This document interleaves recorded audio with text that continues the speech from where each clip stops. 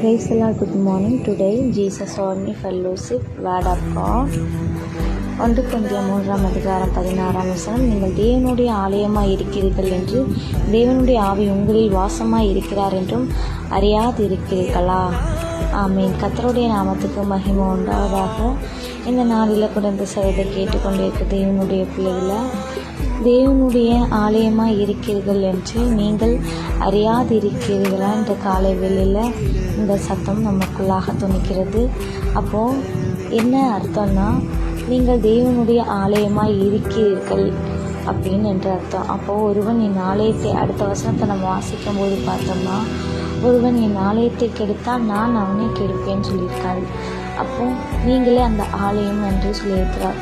நம்முடைய சரீரத்தை நம்ம பரிசுத்தமாக வச்சுருக்கிறோமா? அவருடைய கட்டளைகளுக்கு செவி கொடுத்து அவருடைய வார்த்தைக்கு கீழ்ப்படிந்து தினமும் அதிகாலையில் எழுந்து தேவனை தேடுகிறவர்களாக அவருடைய ஆலயத்தை நம்ம பரிசுத்தப்படுத்துகிறோமா? அவருடைய ஆலயம் என்றால் நம்முடைய சரீரம். நீங்களே அந்த ஆலயம் என்று சொல்லப்படுகிறது. அந்த ஆலயத்தில் வாசமாக இருக்கிற தேவன் பெரிய பகிரா. அப்போது இந்த காலை வேளையில் இந்த சத்தத்தை கேட்டுக்கொண்டிருக்க தேவனுடைய பிள்ளைகளை, நம்ம அந்த ஆலயமாக இருக்கிறோம். நம்முடைய சரீரம் தான் அவருடைய ஆலயம். அந்த சரீரத்தை நம்ம பரிசுத்தப்படுத்திக் கொள்வோம். கர்த்தர் தாமே இந்த வார்த்தையை கொண்டு உங்களை ஆசீர்வதிப்பாராக. ஆமென்.